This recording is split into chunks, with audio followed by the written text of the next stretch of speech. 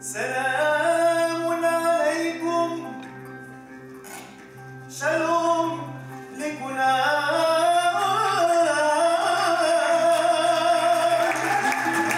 Quatre mots chantés en hébreu et en arabe, prélude d'un colloque historique qui a réuni cette semaine chercheurs israéliens et marocains à l'université de Bar-Ilan. Solliciter un passé commun pour mieux bâtir l'avenir, moins d'un an après la reprise des relations israélo-marocaines. À la tête de la délégation, Abdallah Ouzitan, enfant d'Essaouira, n'en revient toujours pas de l'accueil chaleureux des Israéliens. Et cette gentillesse de ces gens admirables, que ce soit des collègues à l'université ou même des gens qui nous abordent dans les rues de Tel Aviv, parce qu'ils nous entendent parler marocain et donc immédiatement, bien évidemment, ils s'identifient au Maroc, au royaume et à ses valeurs et à son ouverture. C'est tout simplement une expérience humaine qui est extraordinaire. Pendant 2 jours, les intervenants se succèdent au pupitre pour vanter la richesse des interactions entre cultures juives, berbères et musulmanes. Une histoire méconnue en Israël qui abrite pourtant la 2e plus grande diaspora marocaine après la France. C'est toute l'ironie de ce colloque. Il a fallu que des chercheurs marocains se rendent en Israël pour que les Israéliens découvrent la contribution majeure du judaïsme marocain. C'est absurde. Le roi du Maroc ordonne l'enseignement de l'histoire juive marocaine, alors que nous en sommes encore à nous demander s'il faut mettre en œuvre les recommandations de la commission Bitton qui préconise l'enseignement de l'héritage des Juifs orientaux dans les écoles israéliennes.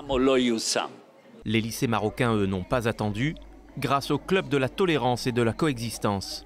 Ils apprennent les aspects de la culture judaïque marocaine, c'est-à-dire dans le côté de la cuisine juive, la musique juive, les acteurs, les écrivains, les poètes. Se réapproprier l'histoire, c'est donc la volonté du royaume chérifien. Dans sa nouvelle constitution de 2011, le Maroc reconnaît en effet la dimension juive comme composante de son identité nationale. L'un de ses rédacteurs ne cache pas sa satisfaction. Effectivement, nous avons lutté pour ça parce que nous y croyons et parce que c'est une partie de nous-mêmes. Le judaïsme, l'hébraïsme, c'est quelque chose qui est dans notre culture.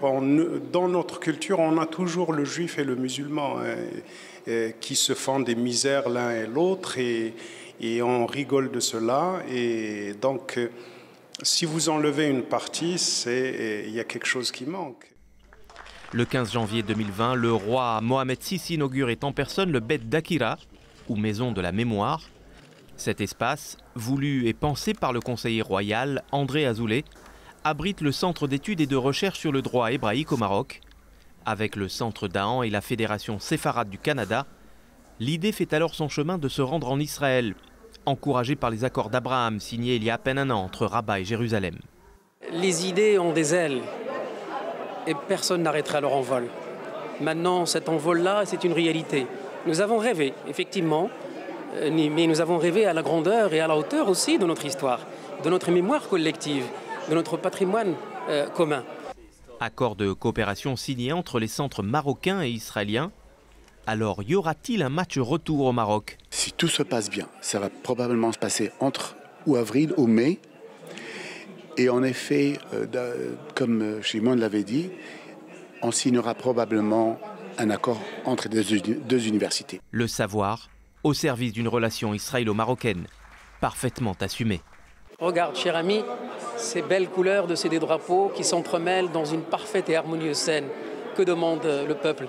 Que d'avancer encore vers l'avant, et nous avancerons et nous sommes déterminés et engagés pour le faire.